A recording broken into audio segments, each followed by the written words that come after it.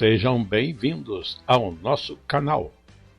Nós queremos pedir a todos vocês, se possível, se inscrevam no nosso canal e nos ajude a crescer.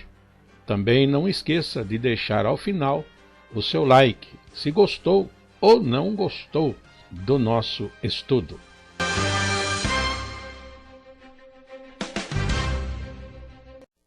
O programa a seguir é de inteira responsabilidade de seus idealizadores e apresentadores.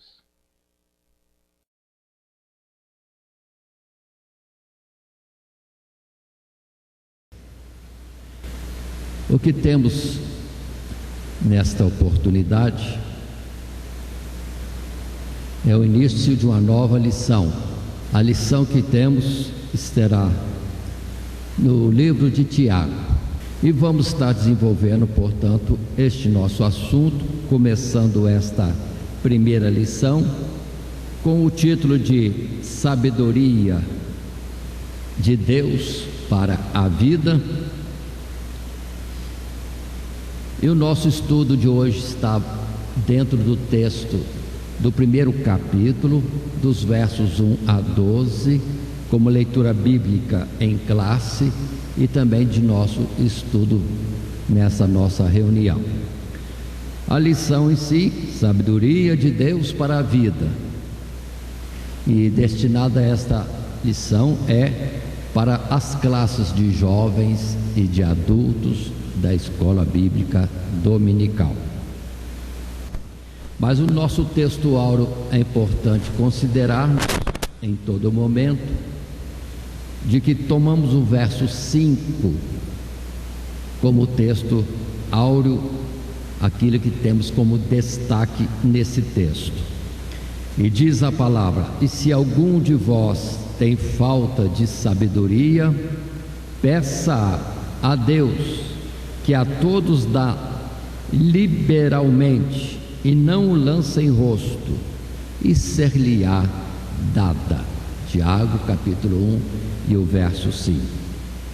Portanto, observe que estamos iniciando uma lição, mais uma carta escrita para a igreja na face da terra, e dentro do texto que temos inicialmente, Tiago vai referir-se que ele destina esta carta para as 12 tribos de Israel, as 12 tribos dispersas. Agora atentem para o entendimento de que o Israel de Deus na face da terra, a igreja de Deus na face da terra, não está representada por nenhuma instituição religiosa. Algumas em soberba se dizem ser a igreja de Cristo, mas não existe isso. Jesus disse bem claro a respeito daqueles que são dele: ele conhece os que são seus. E a instituição de forma nenhuma pode, digamos assim, representar a igreja dentro do sistema humano, ainda mais agora que temos neste mundo todas as instituições debaixo de uma lei humana, ou seja, estão sendo controladas pelo homem, pelas autoridades humanas, de onde já podemos dizer, não é a igreja de Deus, mas a igreja é espiritual, é o Israel de Deus, não Israel, uma nação entre as nações do mundo, mas é uma nação que está espalhada por todo o mundo, e conforme vemos em Apocalipse bem claro, quando se diz é um número de pessoas que ninguém pode contar, de todas as tribos, nações, povos e línguas. Deus conhece os que são seus, e Israel para Deus não é mais DNA, ou nunca na verdade foi, de Abraão, mas todos aqueles que verdadeiramente estão em Cristo Jesus. Aí sim é a adoção de filhos por Jesus, chamados como nação de Israel sobre a face da terra. Dentro do nosso texto, o nosso esboço para desenvolvimento desta lição compreende 3 subtítulos, porque sempre usamos este padrão, e os subtítulos são este: primeiro, Tiago e os fiéis em provação. Segundo subtítulo, a sabedoria de Deus. E um terceiro subtítulo, a verdadeira glória do fiel. E assim repartimos esses 12 versos do nosso estudo em 3 grupos de versos que iremos apresentar progressivamente. Com respeito ao texto que colocamos em tela, é a nossa introdução. E, fazendo a leitura deste texto juntamente com todos que nos acompanham, o que se diz é isto: neste trimestre estudaremos a epístola de Tiago, muito diferente das outras epístolas do Novo Testamento. A carta de Tiago trata da vida cristã no seu aspecto mais prático do que doutrinário. O escritor se preocupa com a boa conduta, com um viver genuíno e uma coerência com a sã doutrina do Evangelho, com a aquisição da verdadeira sabedoria para a vida, a sabedoria de Deus. Portanto, é o estilo de cada um dos que trazem alguma palavra para a igreja. Lembrem-se que estudamos muitas cartas de Paulo, estudamos também as cartas de Pedro, estudamos recentemente a carta de Judas, ou seja, cada um no seu estilo.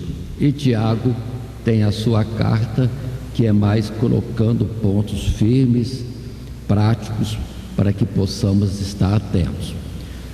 Na verdade, ele não desenvolve a doutrina do assunto, mas já coloca um preceito, uma orientação prática para cada um de nós, dentro naturalmente da doutrina. Passando o nosso primeiro subtítulo, Tiago e os fiéis em provação, ou sendo provados. São os versos de 1 a 4. Verso 1: Tiago, servo de Deus e do Senhor Jesus Cristo, às 12 tribos que andam dispersos, saúde. Meus irmãos, tende grande gozo quando cairdes em várias tentações, sabendo que a prova da vossa fé produz a paciência. Tenha, porém, a paciência a sua obra perfeita, para que sejais perfeitos e completos, sem faltar em coisa alguma. Neste texto, vamos estar considerando no primeiro parágrafo, naturalmente, essa ideia: tende grande gozo quando cairdes em várias tentações. Essa colocação na língua portuguesa não está boa, porque o cair quer dizer ceder no nosso modo de falar cristão. Mas naturalmente o que Tiago está dizendo, e uma tradução mais adequada poderia ser apresentada, que é o sentido de entrar em tentação ou estar debaixo de uma prova.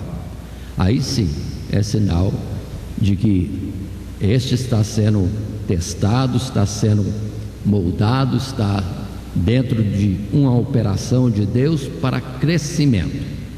Mas observe bem esse primeiro parágrafo, e assim lemos: há pouca informação na epístola para maiores detalhes sobre quem foi o seu autor e os seus destinatários originais. No Novo Testamento encontramos pelo menos três discípulos de Jesus chamados de Tiago. 2 pertenciam ao grupo dos 12 apóstolos, e o outro era irmão do Senhor, citado como irmão do Senhor. Qual o Senhor? Naturalmente a linguagem refere-se a Cristo Jesus. Quanto a Tiago, filho de Zebedeu, irmão de João, foi morto num momento relativamente recente da pregação do Evangelho, e a epístola foi escrita quando os fiéis já estavam dispersos. O perfil do autor se encaixa mais com o de Tiago, irmão de Jesus, pois sabemos que este foi um líder de grande sabedoria e reputação na igreja, como se pode notar em seu discurso durante o concílio de Jerusalém e na orientação que temos registrado, orientação essa dada a Paulo quando da última visita de Paulo àquela cidade, a cidade de Jerusalém. Então, fazendo a nossa abertura, o nosso estudo, Tiago. Qual Tiago? Aqui no texto observem que ele, em humildade, se diz servo de Deus e do Senhor Jesus Cristo. Servo de Deus e do Senhor Jesus Cristo. E onde que vamos ter depois a citação de irmão do Senhor? Aí vemos em palavras nas cartas de Paulo, ele chamando esse Tiago de irmão do Senhor, sendo ao mesmo tempo o líder da igreja em Jerusalém, ou chamado também, junto com João e também Pedro, como colunas da igreja, Pedro, Tiago e João. Aí dá a ideia que pode ser o Tiago apóstolo, mas o Tiago apóstolo, temos um filho de Zebedeu, um filho de Alfeu e outro Tiago, citado irmão do Senhor, mas não é apóstolo. O Tiago, irmão do Senhor, não é apóstolo. E se muitos referem-se a esta carta de Tiago como sendo carta, epístola do apóstolo Tiago, essa é uma colocação mais humana do que textual nas Sagradas Escrituras. Mas não importa se era presbítero, diácono, o que ele era, um título dado entre os homens. Importante que ele traz uma mensagem para nós, para as igrejas, e sendo citado, ou percebendo pelo citar dele, muito cuidado com a igreja e coerência, sabedoria naquilo que expõe. E usando naturalmente, porque as palavras aqui vistas, pode perceber depois, são palavras que estão no Sermão do Monte, o sermão proferido por Cristo Jesus. Palavras aqui que são de Provérbios, sinal que ele fez algumas citações dentro das Sagradas Escrituras, colocando aqui, pelo que a palavra colocada por ele é de sabedoria, ainda mais pela citação dos Provérbios e também em palavras que Jesus deixou naquele sermão da montanha, como alguns chamam. Muito bem, dentro desses assuntos, eu quero lembrar e citar, para compreendermos e encaixarmos na nossa lição, a palavra em Mateus capítulo 10, que coloca os discípulos de Jesus.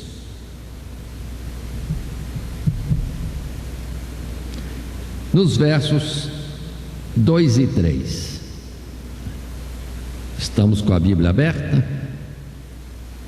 Ora, os nomes dos 12 apóstolos são estes: o primeiro, Simão, chamado Pedro, e André, seu irmão; Tiago, filho de Zebedeu, é o primeiro Tiago, e João, seu irmão; Filipe e Bartolomeu; Tomé e Mateus, o publicano; Tiago, segundo nome, o filho de Alfeu, e Lebeu, apelidado Tadeu, Simão o Zelote e Judas Iscariotes, aquele que o traiu. Então, nesses versos 2 a 4, temos a relação dos apóstolos, dos 12.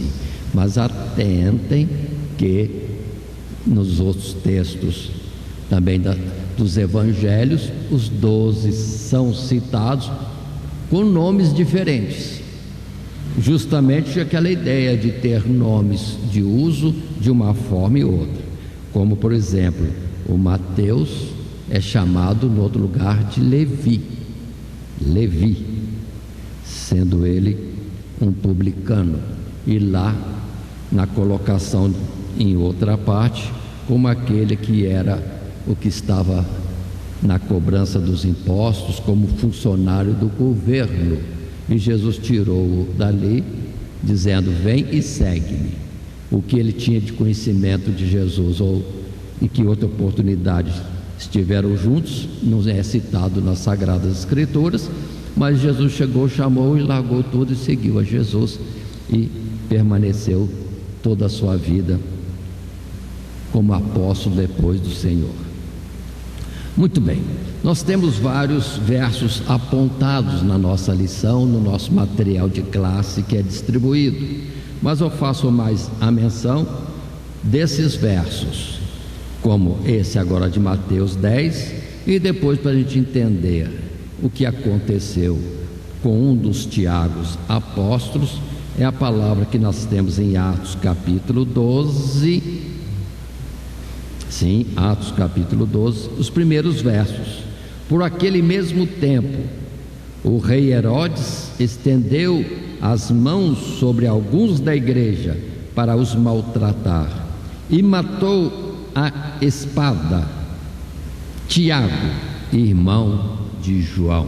Tiago, irmão de João, sempre juntos com Jesus nos momentos especiais, particulares, chamados de filhos do trovão. Esses são o Tiago e o João. E o Tiago foi um dos que morreu primeiro. E atentem que ele esteve na transfiguração. Muito bem.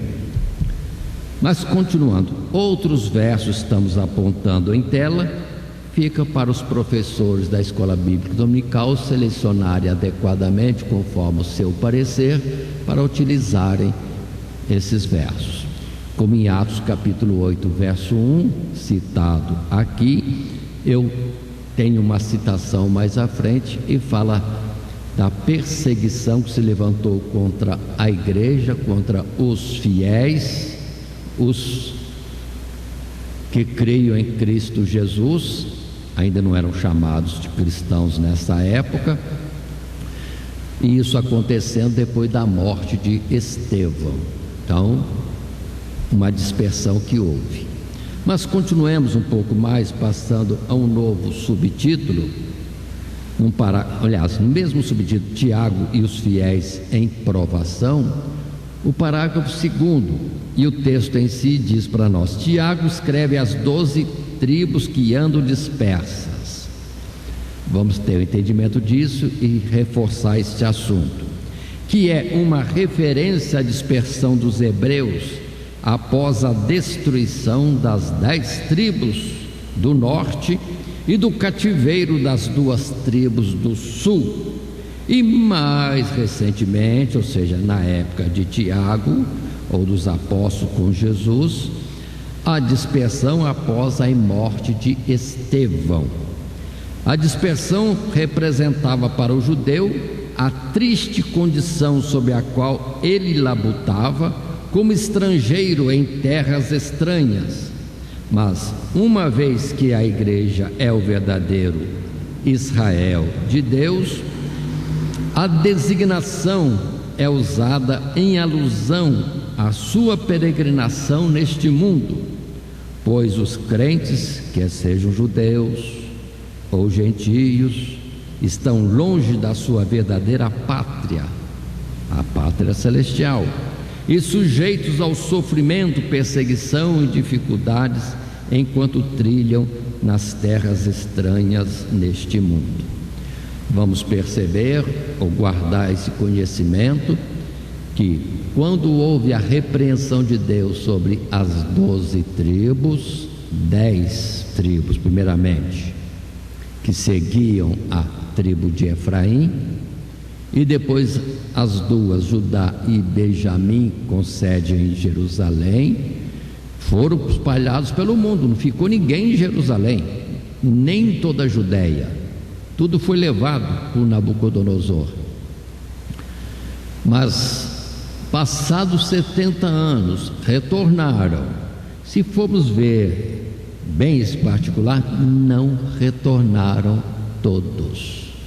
Muitos ficaram no lugar do cativeiro, pelo que depois mais um pouco, se bem que esse pouco são séculos, Paulo saindo pelo mundo, no mundo gentílico, nas diversas cidades, sempre tinha judeu ou até mesmo um grupo de judeus com uma sinagoga onde existiam os ensinamentos de Moisés.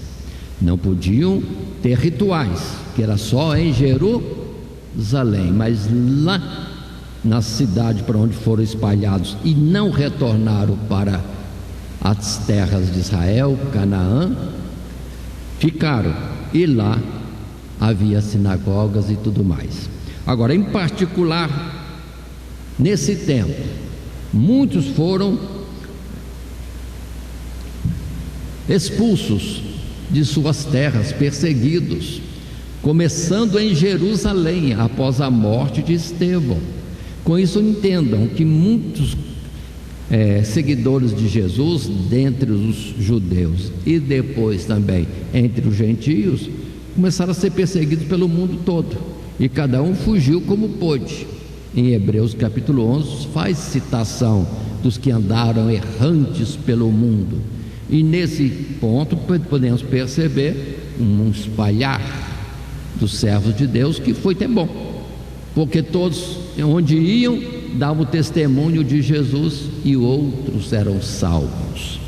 Mas sendo expulsos, perseguidos, muitos se encontravam em difícil situação, em particular os que moravam na Judéia. Ali a perseguição era maior, porque era pelos romanos e também por todos os israelitas que não aderiram à fé, que não vieram para Cristo Jesus. Pelo que depois em Coríntios nós vamos ver Paulo incentivando, promovendo junto com outras cidades a coleta de uma boa oferta, mas tem que ser uma boa oferta, porque seria levado à Judéia para todos os irmãos na fé que estavam em dificuldade. Então, irmãos, naquele princípio, apesar dos milagres, prodígios que eram feitos pelos apóstolos e os novos convertidos daquela primeira época, a perseguição continuava, e havia, em particular na Judéia, muita pobreza. Agora, se tinham esses ou outros anteriores de séculos passados dispersos para o mundo, depois estendamos isso, que sempre houve no meio do povo de Deus perseguições e muitos andando errantes por este mundo, pelo que essa carta serve a esses 3 grupos de pessoas que saíram dispersas. Nos séculos passados, as 12 tribos nominalmente vivendo nas terras de Israel, depois os fiéis a Cristo Jesus perseguidos, e ali com base em Jerusalém e Judéia, e depois todos os cristãos por todo o mundo. E isso foi todos os séculos, irmãos, todos os séculos, e até hoje os cristãos são perseguidos pelo mundo todo. Entendam isso. Portanto, essa carta de Tiago cabe a todos os que são de Cristo Jesus espalhados pelo mundo, e até quem está bem situado como nós, talvez numa cidade estabelecida com casas, comércio, emprego, etc., mas nós aqui somos peregrinos, aqui não é nossa terra definitiva. Assim, agora, dentre alguns versículos que queremos apontar, Destaco o Atos capítulo 8, verso 1, para frisar o que disse anteriormente, a respeito do tempo já após Jesus, a dispersão que houve. Verso 1: E também Saulo consentiu na morte dele, de Estevão, e fez-se naquele dia uma grande perseguição contra a igreja que estava em Jerusalém, e todos foram dispersos pelas terras da Judéia e da Samaria, exceto os apóstolos. Daí já começa a grande perseguição ali em Jerusalém, e depois continua, e até hoje existe essa perseguição. Mas além desse verso, eu quero ver em 1 Pedro, no capítulo 1,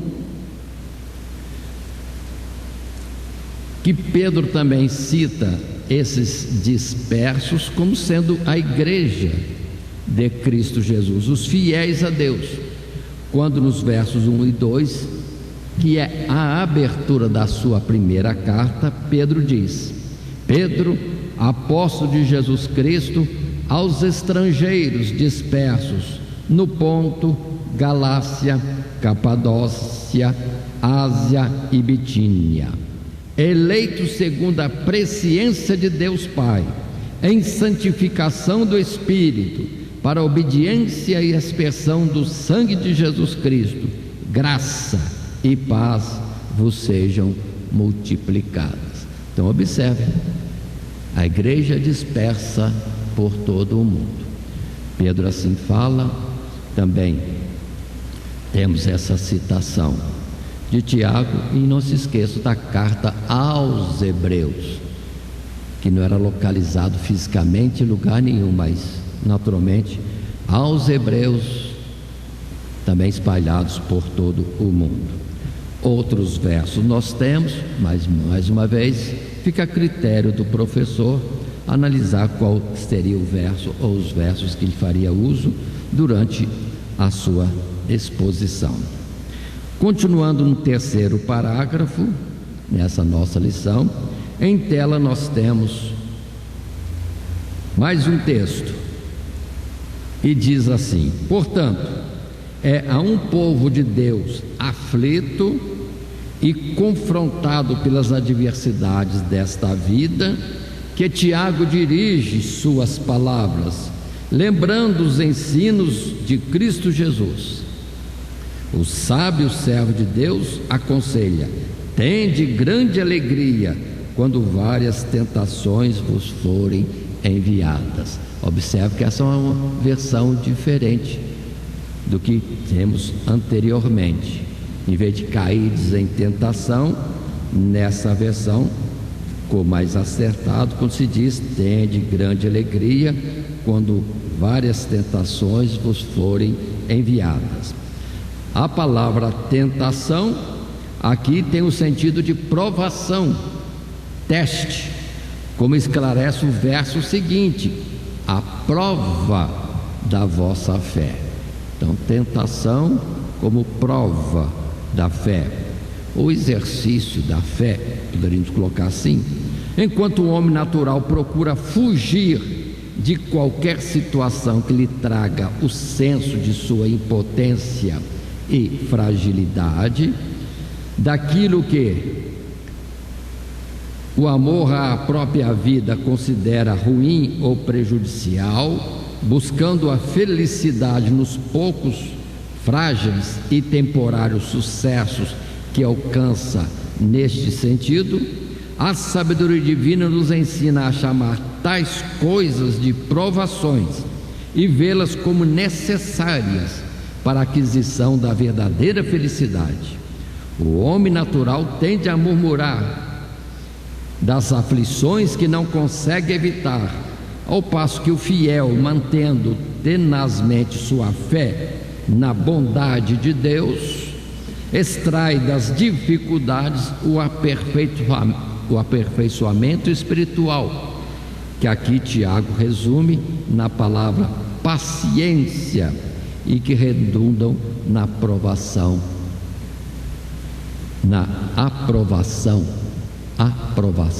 da fé.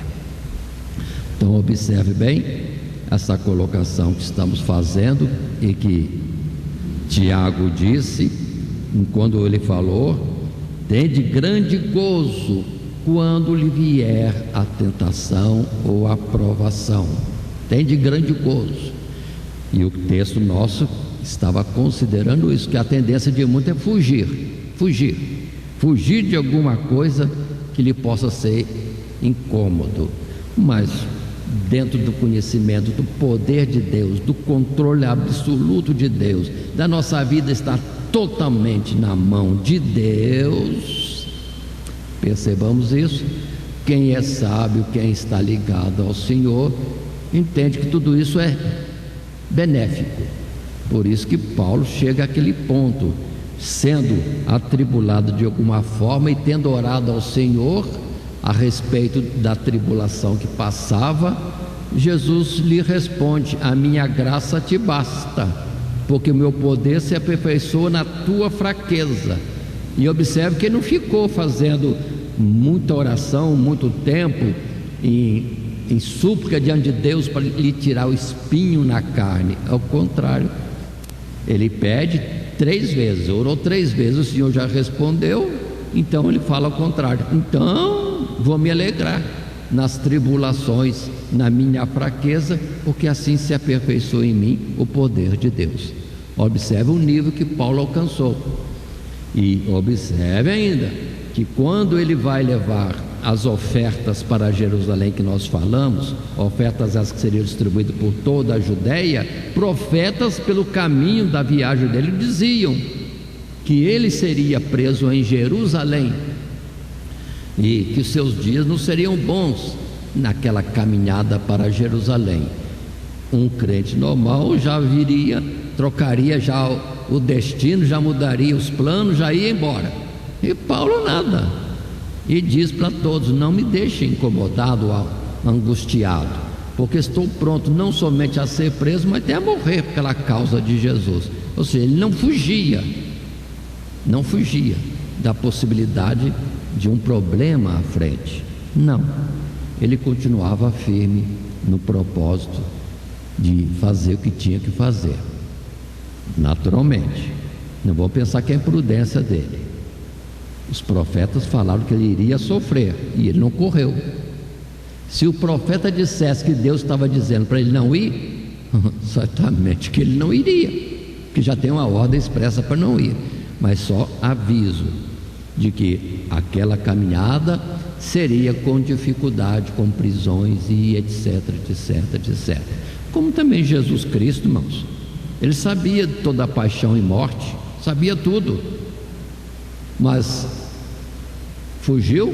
Não. O máximo que ele expressou, aquilo que humanamente nós expressaríamos: se possível for, afasta de mim esse cálice, contudo não seja feita a minha vontade, mas a tua. Pronto. E Jesus seguiu firme para o Calvário, porque não era só o sofrimento, não era só a morte, mas a razão disto, que era a nossa redenção e plano de Deus, que Jesus, ou que nele se executasse o perdão dos pecados do mundo. Eis o Cordeiro de Deus que tira o pecado do mundo. Jesus partiu para o sofrimento, sabendo também que tinha promessa para após. Assim, quando nós temos uma dificuldade com a nossa tendência, mas dentro deste assunto, desse terceiro parágrafo, cito outros versos ou aponto outros textos bíblicos, e dos quais quero fazer menção só de Mateus capítulo 5, verso 10 e 12, no Sermão do Monte, quando Jesus coloca ensinos e outras observações, e aqui faço menção. Versos 10, 11 e 12 somente, ainda que o texto poderia ser mais longo. Bem-aventurados que sofrem, Jesus dizendo, bem-aventurados que sofrem, parece contraditório, né? Por causa da justiça, porque deles é o reino dos céus. Bem-aventurados sois vós quando vos injuriarem e perseguirem e mentindo disserem todo o mal contra vós por minha causa. Exultai e alegrai-vos, porque é grande o vosso galardão nos céus, porque assim perseguiram os profetas que foram antes de vós. Então observe, é natural o cristão ter as suas dificuldades na caminhada da fé. Ou a palavra em Romanos capítulo 8 é outro destaque que eu dou entre os versos propostos.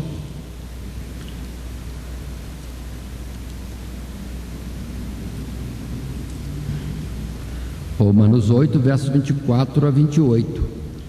Palavras aqui há que é o costume dos cristãos, dos irmãos, citarem constantemente. Porque em esperança somos salvos. Ora, a esperança que se vê não é esperança. O que alguém vê, como o esperará? Mas se esperamos o que não vemos, com paciência o esperamos.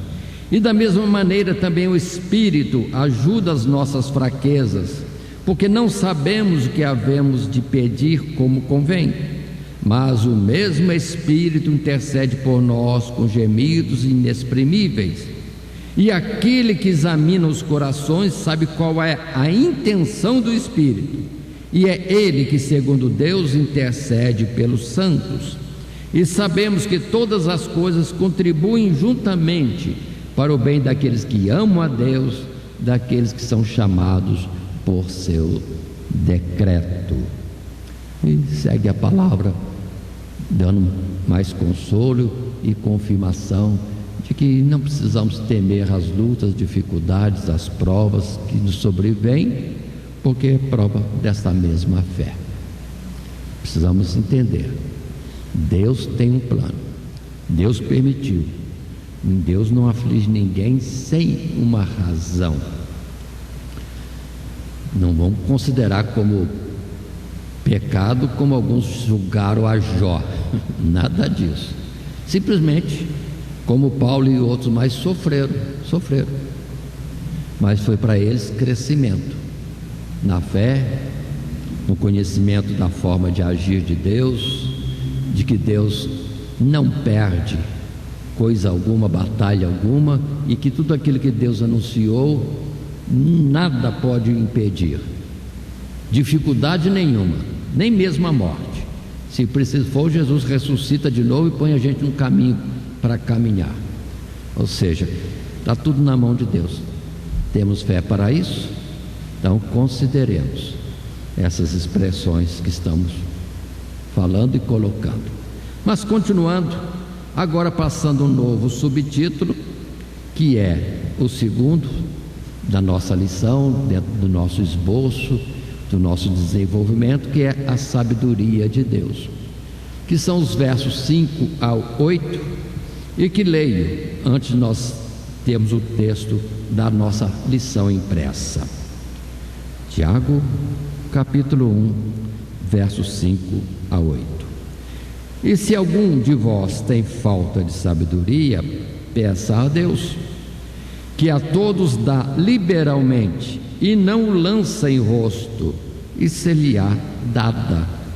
Peça, porém com fé, não duvidando, porque o que duvida é semelhante à onda do mar, que é levada pelo vento e lançada de uma para outra parte. Não pense tal homem que receberá do Senhor alguma coisa. O homem de coração dobre é inconstante em todos os seus caminhos. O homem dobre, de coração dobre, é que ele não está firme no pensamento, no propósito só, fica sempre vacilante em uma coisa e outra. Mas temos nesse segundo subtítulo, a sabedoria de Deus, nesses versos 5 a 8, um primeiro parágrafo que apresentamos em tela, e que diz: o homem natural não é capaz de compreender as coisas sob a ótica da sabedoria divina, mas muitas vezes essa compreensão também escapa aos crentes, se não completamente, ao menos na medida necessária para lidar com circunstâncias que pareçam exceder os limites da sua disposição para resistir.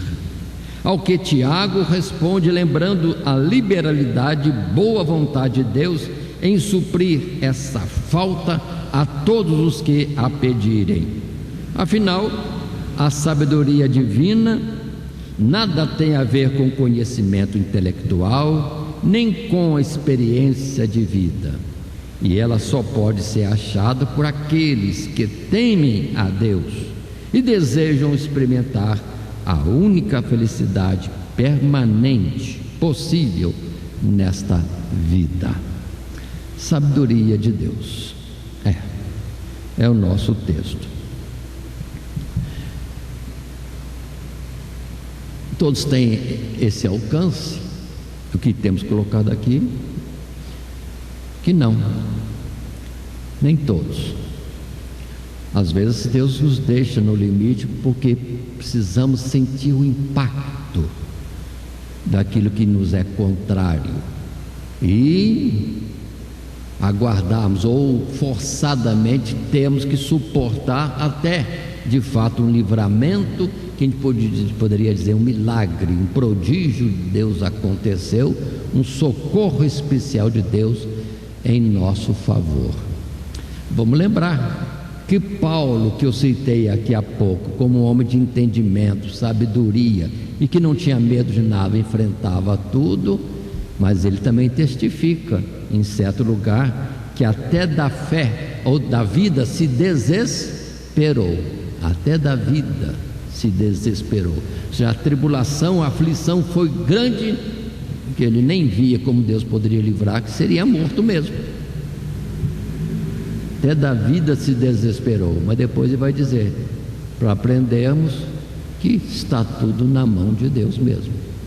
No momento certo Deus age, não sabemos de onde nem como, mas Deus sempre tem recurso, poder, planos A, B, C, D, quantos a gente quiser, para atuar em nosso favor, e somos socorridos. Então, ainda que tenhamos fé como Paulo teve fé, chegou um momento na vida que ele se impactou, mas aprendeu. Ainda que pareça que não tem mais jeito, até da vida a gente se desespere, Deus tem sim um modo de agir, um socorro para atuar. Lembremos tantos casos, mas assim imediatos, coisas que estão acontecendo, ninguém vê de onde vem o livramento, e veio. Lembremos no tempo do profeta Eliseu, olha, não tem chuva, nem nuvem se aproximando, nem existindo no céu, entretanto vereis água inundando tudo. Cave covas, bastante covas, buraco, para que se enche de água e beba o gado e beba todo o exército que estava acampado por uma guerra em pleno deserto sem água. Sei de onde veio? Não sei. Chuva não choveu, mas água veio e matou a sede dos exércitos que estavam ali junto com o profeta Eliseu. Veio socorro de uma forma e outra. Ou abundância de alimento haverá em Samaria. Abundância de alimento haverá em Samaria, quando as mães já estavam matando os filhos para comer os seus próprios filhos na fome drástica que viviam. E o profeta falou também, amanhã haverá abundância de alimento. Quem duvidou, duvidou e não desfrutou, mas o povo depois viu no dia seguinte a abundância de alimento, de onde Deus sabe. No deserto, Moisés chegou a perguntar a Deus, por acaso o Senhor vai trazer todos os peixes do mar para alimentar esse povo? E Deus falou, amanhã você vai ver se a minha mão é curta ou poderá operar o que eu estou dizendo. Amanhã haverá abundância de carne, e vão comer carne o povo, não um dia, não uma semana, mas muito tempo, até se fastiar de tanta carne. E Moisés mesmo ficou balançado, mas Não estou falando que seja falta de fé. Ele perguntou, mas de onde vem? Vai trazer os peixes? Bom, ele viu. Deus tem como atuar. Já que queriam carne, né? Porque pão não faltava. O maná, todo dia, nos dias aprazados, estava lá para assistir o povo na sua própria necessidade. Mas continuando, só apresentando os versos agora, entre vários versos que nós podíamos também apontar, proponho 3 textos acompanhando, argumentando essa fala. 1 Coríntios capítulo 2, sabemos, bem claro, é a exposição inicial de Coríntios, quando nos fala a respeito daquilo que é da parte de Deus e que não é natural entre os homens. Nos versos 14 a 16 do capítulo 2 de 1 Coríntios está escrito: ora, o homem natural não compreende as coisas do Espírito de Deus, porque eles são loucura, e não pode entendê-las, porque elas se discernem espiritualmente. Mas o que é espiritual discerne bem tudo, e ele de ninguém é discernido, porque quem conheceu a mente do Senhor para que possa instruí-lo? Mas nós temos a mente de Cristo. Pronto. Aí justifica tantas coisas do passado. Pessoas que têm a visão de Deus e pronto. Ah, mas ninguém compreende, isso é absurdo, isso é fora de lógica. Não tem importância. Se Deus está agindo, quem é espiritual tem a mente de Cristo, tem a sabedoria de Deus, já percebe as coisas e faz. Lembremos de Noé, num tempo de coisa que nunca aconteceu, um dilúvio. Lá está fazendo Noé uma arca tremendamente grande, muitas vezes maior do que esse prédio, para ali recolher os que viriam para a salvação. Mas infelizmente só a família dele, ele, esposa, 3 filhos, 3 noras, 8 pessoas se salvaram, e todos os animais que Deus ali colocou também. Mas qual a lógica fazer uma arca? Não tem. Ou como fazer o ferro flutuar? Não tem lógica, é impossível, diríamos nós. Mas conhecendo Deus, tudo é possível. E com respeito à sabedoria de Deus, se aqui em Tiago ele orienta dizendo: peça, se acha que precisa de sabedoria, peça a Deus.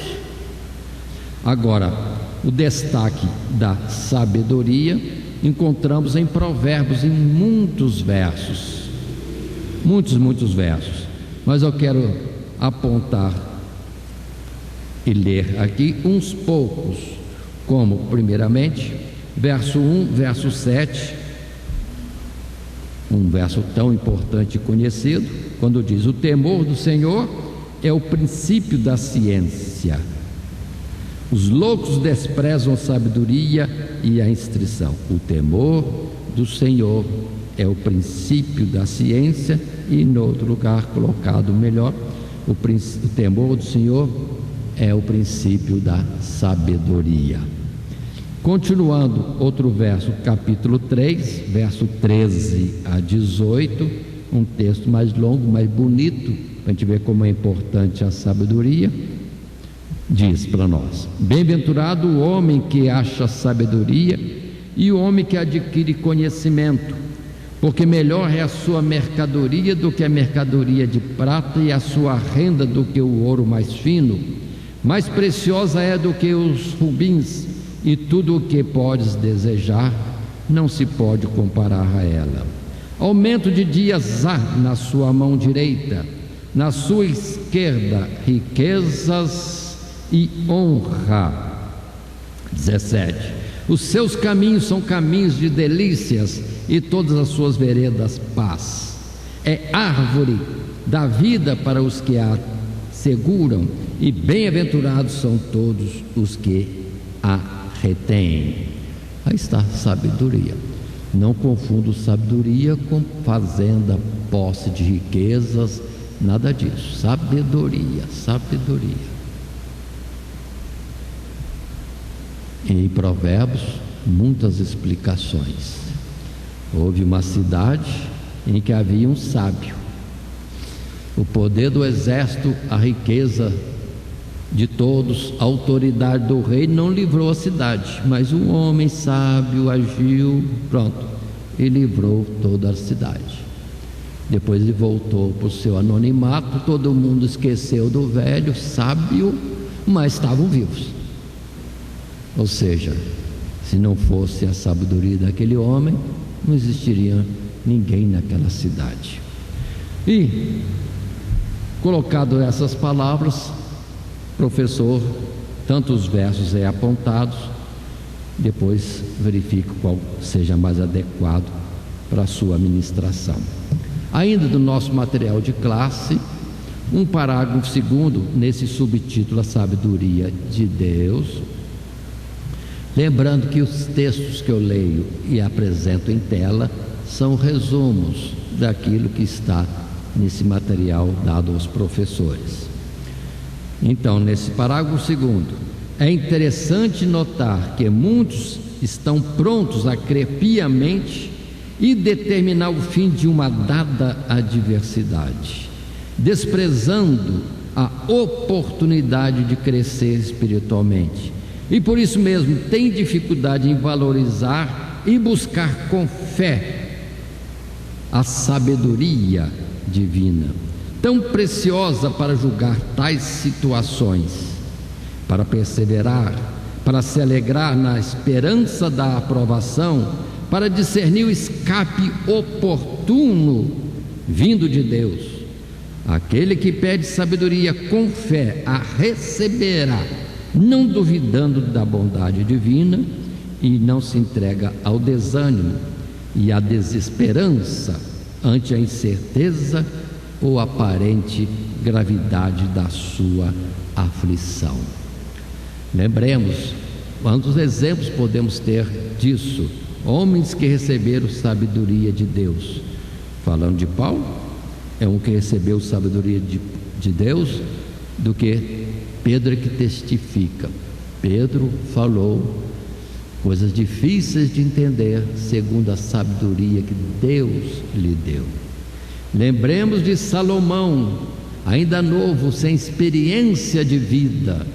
Não sei o que ele estudou na preparação para ser rei, junto de seu pai Davi, mas pediu sabedoria e Deus lhe concedeu.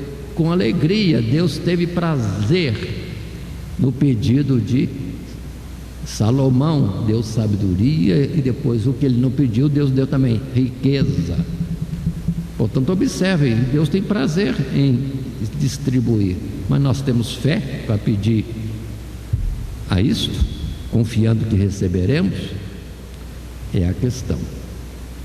Mas consideremos que os artifícios, os detalhes para a construção do santuário de Deus, Moisés viu o modelo no céu do santuário, viu, chegou aqui embaixo, alguém tinha que construir em ouro, em prata, em bronze e cobre, etc. E também tem um material para ser costurado, né? Tecido. E lá temos os homens que Deus vai dar sabedoria para fazer o que tinha que se fazer. O Senhor Moisés falava, e eles então, entendendo Moisés falando, já fazia o altar do holocausto, a pia de cobre, o altar do incenso, o castiçal de ouro, também a mesa dos pães, e também todos os utensílios próprios ali, e depois a arca do concerto, e também o propiciatório, tudo eles fizeram, e toda a engenharia daquilo lá fizeram, com sabedoria dada por Deus. Ou seja, há necessidade, se coloque para receber, e não duvide, e Deus tem prazer em dar.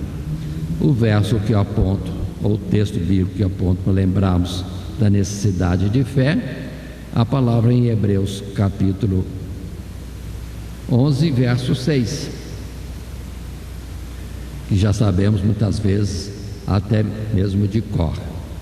Ora, sem fé é impossível agradar a Deus, porque é necessário que aquele que se aproxima de Deus creia que Ele existe e que é galardoador dos que o buscam.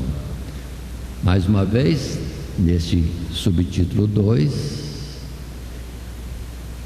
esse destaque: pedir sabedoria, compreensão sobre todas as coisas que nos envolvem, da atuação de Deus na nossa vida e do que nos ocorre e que possa ser vontade de Deus, em vez de lastimarmos ou nos afligirmos ou desesperarmos. É só olhar para o céu e, com aquilo que Deus tem dado de fé e sabedoria, estamos prontos a passar por uma nova experiência. Uma nova experiência. E vamos crescendo nas coisas de Deus. Passando agora um terceiro subtítulo, depois desse verso de Hebreus 11, verso 6, temos o subtítulo com o título A Verdadeira Glória do Fiel. E não vai falar de fama nem de dinheiro, vai falar de sabedoria, ou seja, a recompensa do estar no projeto de Deus, guardando a fé em Deus. Os versos propostos em Tiago são os 9, verso 9 a 12, o que leio agora.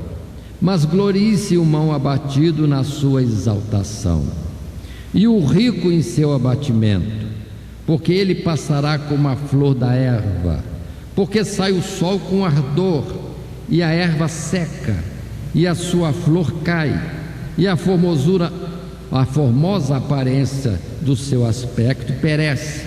Assim se murchará também o rico em seus caminhos. Bem-aventurado o varão que sofre a tentação, porque quando for provado, receberá a coroa da vida, a qual o Senhor tem prometido aos que o amam. Aí, dentro desse texto, voltando ao assunto anterior, bem-aventurado o varão que sofre a tentação, porque tem uma recompensa, além da experiência direta, tem uma recompensa nesse mundo e muito mais. Consideremos a recompensa nos lugares celestiais.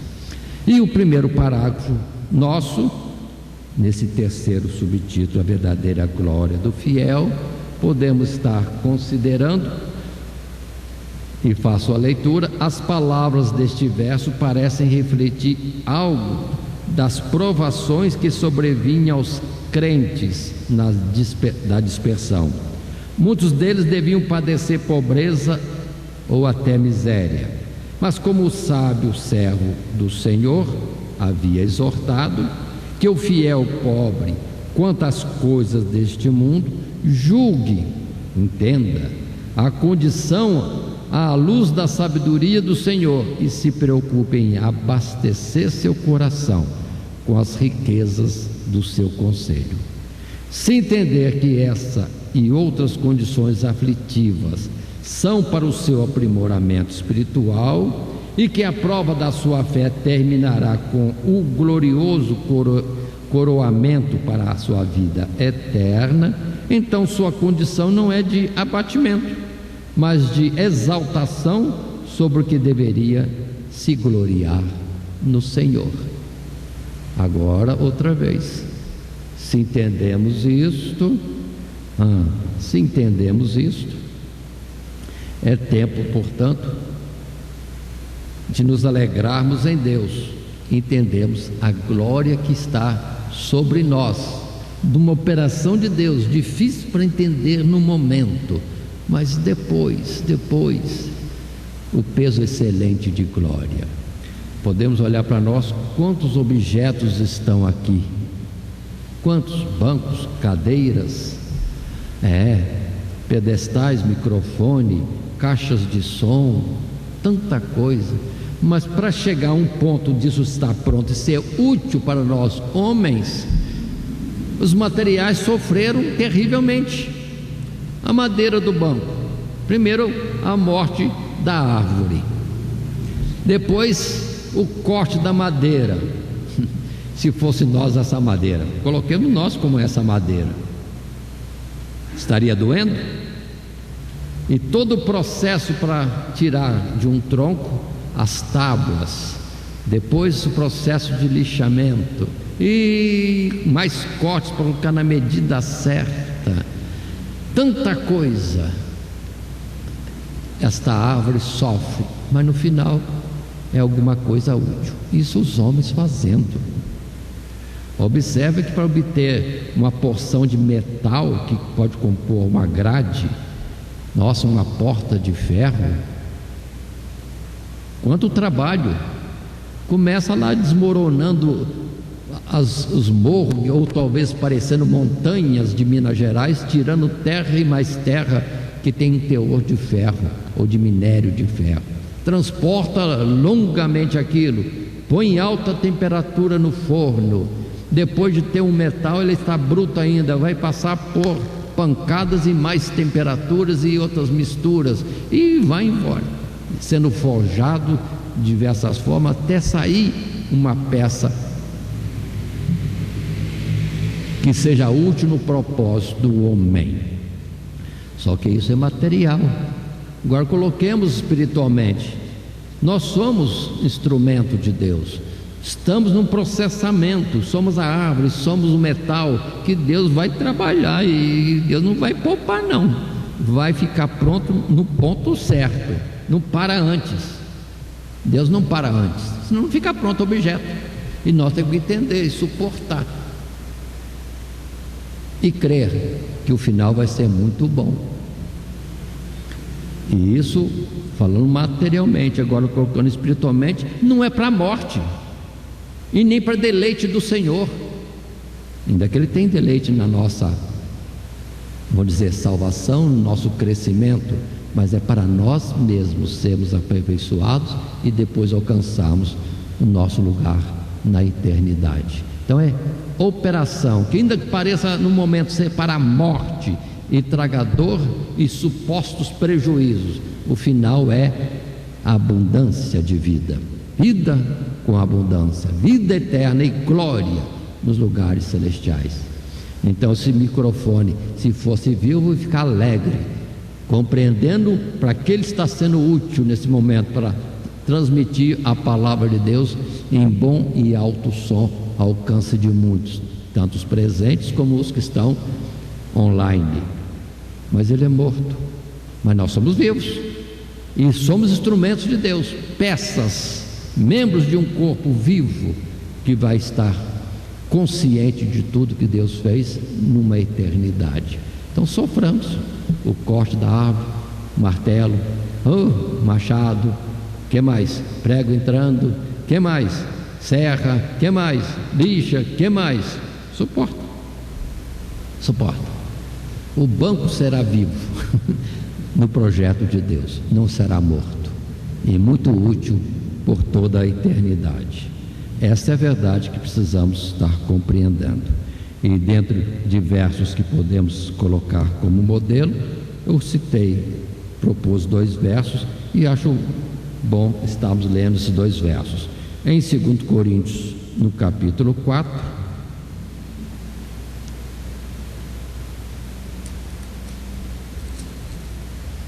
os versos 16, 17 e 18, quando diz: por isso não desfalecemos, mas ainda que o nosso homem exterior se corrompa, o interior contudo se renova de dia em dia, porque a nossa leve e momentânea tribulação produz para nós um peso eterno de glória muito excelente, não atentando nós nas coisas que se veem, mas nas que não veem, porque as que se veem são temporais e as que não se veem são eternas. não desfalecemos, mas ainda que o homem exterior se corrompa, ou como Paulo diz, se desgaste, quando ele vai chegando na idade assim mais idosa, muitos de nós sofremos pontos quase que de depressão, porque o que podia não pode mais, o que comia não pode mais, o que gosta não posso mais desfrutar. Então, o que fazemos vivo ainda? É cansaço e enfado. Mas se colocar isso de forma diferente, é outra coisa. É um acúmulo já de experiência, é mais próximo da partida para o céu e tantas outras coisas. Então não é para ninguém ficar triste em coisa alguma, nem o idoso na sua idade avançada, nem no quebrantamento do seu ser físico, mas saber que está indo para o céu e que ainda é instrumento de Deus.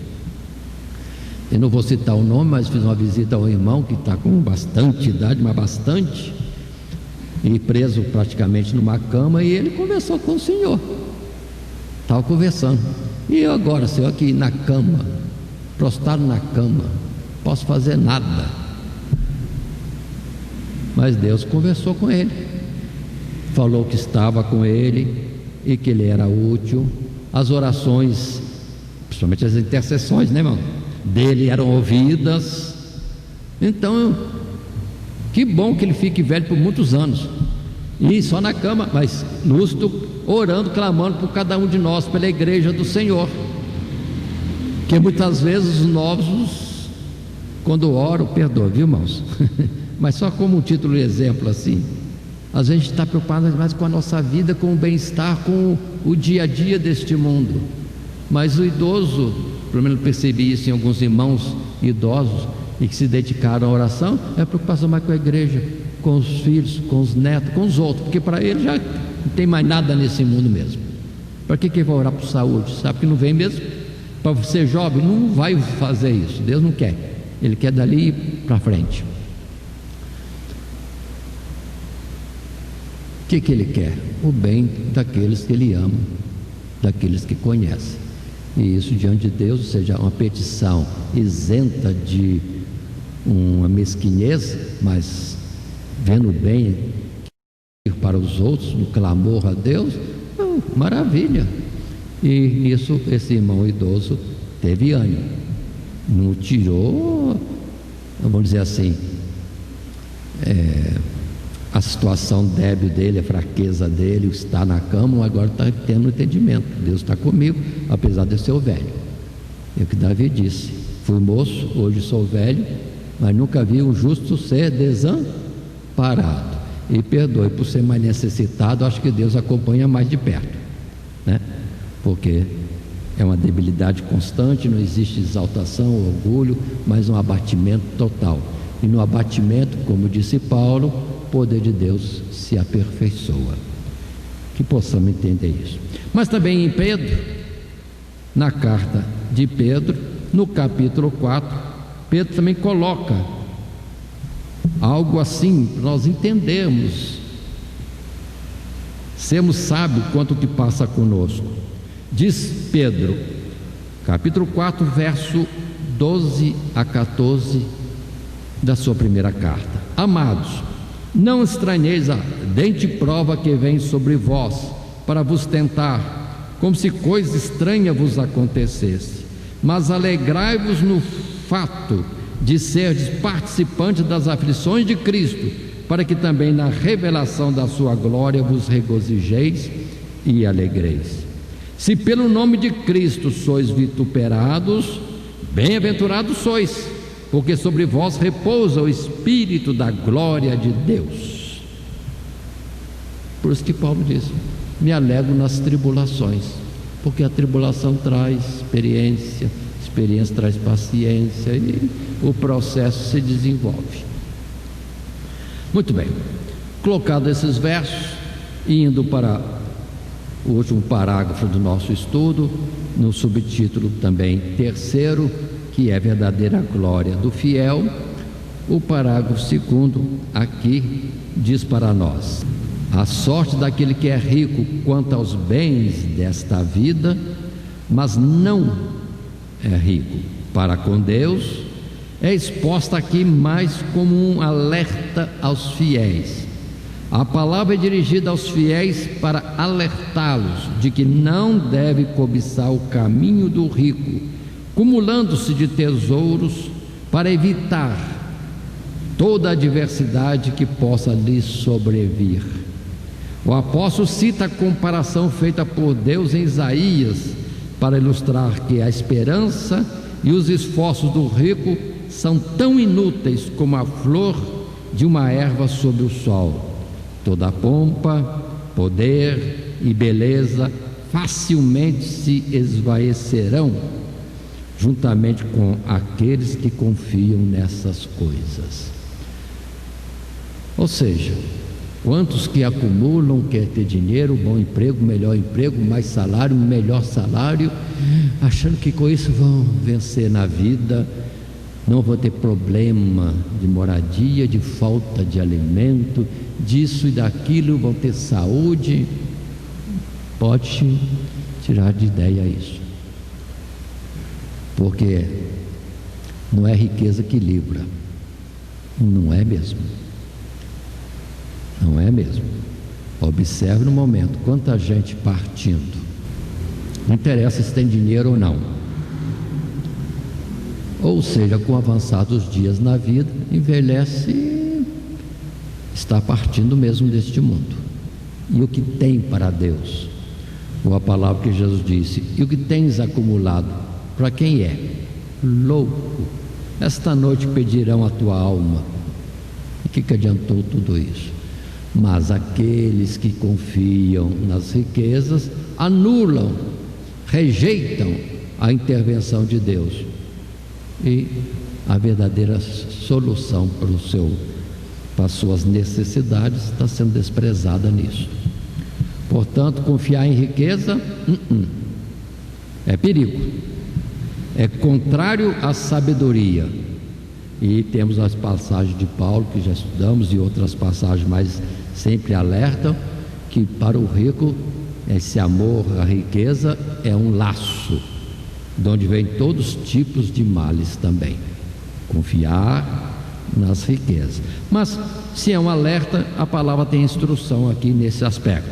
Dos versos apontados, quero ler com vocês Mateus capítulo 6, verso 19, palavra que Jesus também falou no Sermão do Monte. Mateus 6, verso 19 a 24. Leio nas Sagradas Escrituras: não ajunteis tesouros na terra, onde a traça e ferrugem tudo consomem, e onde os ladrões minam e roubam, mas ajuntai tesouros no céu, onde nem a traça nem a ferrugem consomem, e onde os ladrões não minam nem roubam. Porque onde estiver o vosso tesouro, aí estará também o vosso coração.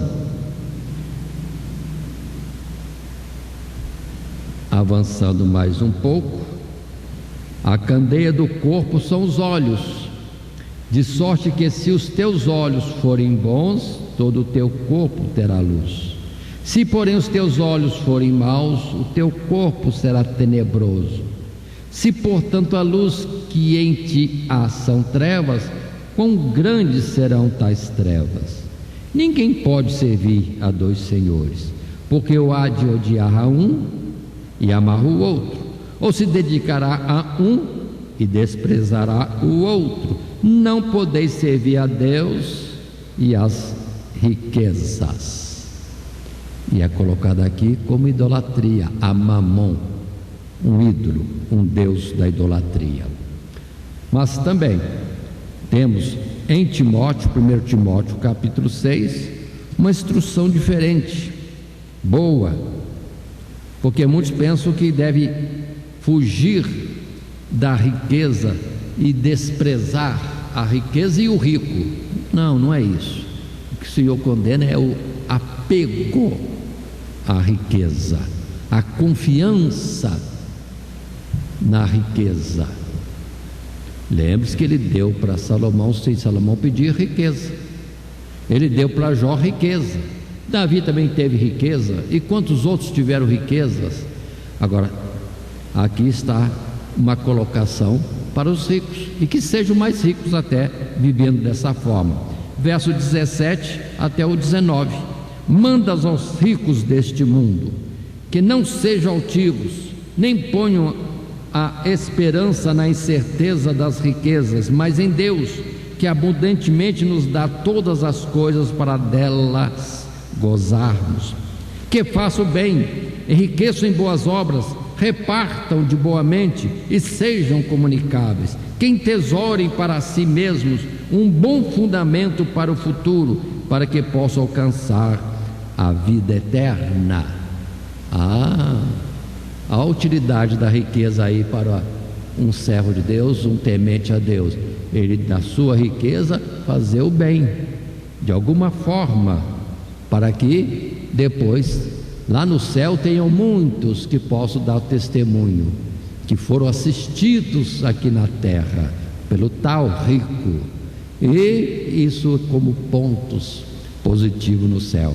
E lembre-se da palavra de Mateus 25, do juízo de Deus, quando o Senhor diz: vinde e possuí por herança o reino que está preparado desde a fundação do mundo, porque tive fome, me deste de comer, estive nu, me vestistes, e etc. Aí esses mesmos vão parar e vão dizer: mas quando fizeste a um dos meus pequenos, a mim o fizeste. Ou seja, quem tinha recurso usou de misericórdia, atendendo a necessidade de alguém. Pronto, já tem pontos lá no céu para a salvação. Usou de misericórdia, amor para com o próximo, vai ter o benefício eterno. Então é vantagem. Agora, Jesus pede toda a riqueza de alguém? Não, ele pediu de um. Em toda aquela história bíblica dos evangelhos, a um ele diz: vai, vende tudo que tens e segue-me, e terás um tesouro nos céus.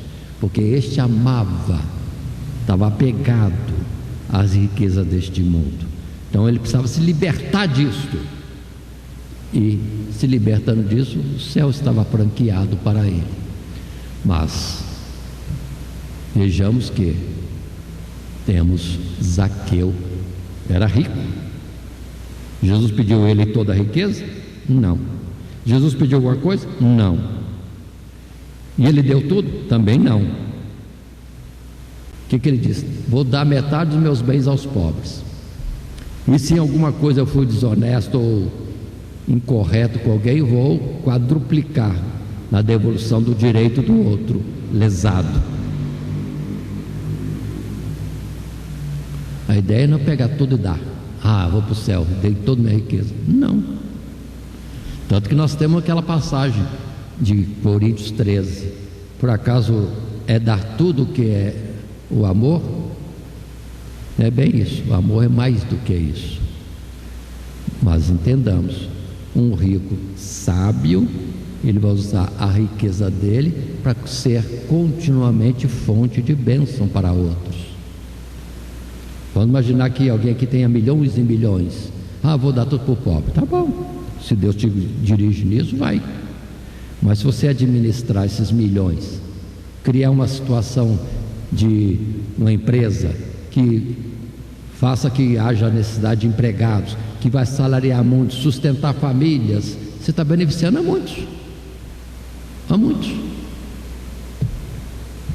Então ele está usando a riqueza não para acumular mais, é para ter como isso desenvolver para outros e por muito tempo, e que isso cresça abundantemente. Por isso, irmãos, que a ideia de alguns de que tem que dar tudo para os pobres é errado, ou que tem que o governo tomar tudo e ser de todo mundo, também está errado. Sabemos muito bem disso, que ninguém administra sem ter sabedoria, e muitos querem só receber e não produzem nada. Essa é a ideia do comunismo, é falha nisto. Tem que ser tudo do governo, o governo repartir. Desde quando o governo repartiu? Os comunistas chefes sempre foram os mais ricos, talvez até do mundo. Ou seja, tomou de todos, ficou bastante para ele e distribui como se estivesse distribuindo tudo. Vai ver lá a herança do Fidel, se era por acaso de um homem que repartiu, que pregou, repartir. Mas a diferença é de Deus, para que o que tem ajude o que não tem, e o que não tem assistido glorifica a Deus pelo socorro e abençoe aquele que o ajudou. E nesse ciclo vai as coisas espirituais. Um clama a Deus por necessidade, outro supre, esse que foi suprido agradece a Deus e bendiz a Deus pelo que o socorreu, e Deus abençoou o que socorreu para poder socorrer mais, e aí está uma roda rodando que pode durar toda a existência. Precisamos entender essas coisas. Mas o homem está nesse processo hoje em dia, muito difícil. Mas com Deus, buscando sabedoria, Deus vai nos dirigir no nosso dia a dia de agora. Assim, concluindo, temos esta expressão: nosso Senhor Jesus já nos preveniu, e volta e meia a experiência cotidiana nos lembra que neste mundo teremos aflições. Se não quisermos ser insensatos nem agir como crianças na fé, que rejeitam a correção do Pai, busquemos a sabedoria divina e aprendamos a nos alegrar na esperança de coisas verdadeiras e eternas que jamais serão tiradas de nós. Que nós cheguemos a essa situação como Paulo chegou, de entender que se viesse alguma luta, alguma dificuldade, como ele diz, sei passar necessidade e ter em abundância, mas diz também que se alegrava nas tribulações, sabendo o benefício após. Qual o benefício após? A experiência com Deus, conhecimento da forma como Deus agiu, e enquanto cresceu, e pode dar testemunho para outros também crescerem. Portanto, essa tem sido a nossa lição, lembrando que temos desenvolvido essa lição nesses 3 subtítulos. Lição essa que tem o título Sabedoria de Deus para a Vida, e os subtítulos: primeiro, Tiago e os fiéis em provação; o segundo, a sabedoria de Deus, colocado adequadamente por Tiago a partir do verso 5 a 8, e o término, verdadeira glória do fiel, é saber que todas as coisas contribuem para o seu bem. E o nosso texto áureo, não esqueçamos: e se algum de vós tem falta de sabedoria, peça a Deus, que a todos dá liberalmente, e não o lança em rosto, e ser-lhe-á dada. Tiago capítulo 1 e o verso 5. E assim encerramos nossa lição de hoje. Que Deus nos abençoe em Cristo Jesus. Amém. Primeiramente, quero agradecer a todos que sintonizam o nosso canal. Canal voltado principalmente à transmissão, à divulgação da Palavra de Deus. E ao encerrar o estudo desta noite, eu quero pedir a todos vocês, os que ainda não são inscritos em nosso canal, se inscrevam. Se inscrevam. Logo aí embaixo está aí a palavra inscreva-se. Clica nela. Somente isso. Se o estudo desta noite foi do teu agrado, você gostou, você concordou, clica aí no gostei. Gostei. Se você não gostou, é um direito seu. É um direito seu não gostar. Mas você pode manifestar isto. Para nós será importante isso. Saber que alguém não gostou. Clique no não gostei. Fácil. não vai identificar você, nada, simplesmente você vai expressar a sua opinião. Gostei, dedão para cima. Não gostei, dedão para baixo. E também pode, se você acha interessante compartilhar com seus amigos, compartilhe o nosso trabalho. Compartilhe. Aí embaixo, compartilhe. Você pode compartilhar no YouTube, pode compartilhar no Instagram, pode compartilhar no Facebook, pode compartilhar no Messenger, no WhatsApp. Vai simplesmente nos ajudar a crescer. Porque o nosso objetivo não é financeiro. Não é financeiro. Pode ver que os nossos trabalhos são todos sem fins lucrativos. Coopere conosco. Nos ajude. Temos também os nossos blogs, a nossa emissora na web, a Rádio Net Grata Nova.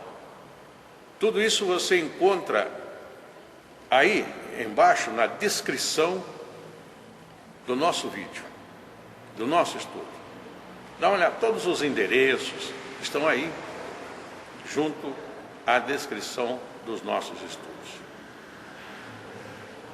E eu agradeço, primeiramente a Deus, por tudo que Deus tem feito nesses anos que nós estamos trabalhando na internet. E a você, que toda semana entra no nosso canal. Deus te abençoe. Todo dia, toda hora, muito mais prazer em ouvir. Radionet Grata Nova. Web Rádio, a qualidade que faz a diferença, cada vez mais necessária. Rede Grata Nova de Evangelização. Acesse nosso site www.horadadecisão.com.br. Hora da Decisão, tudo junto, sem acento.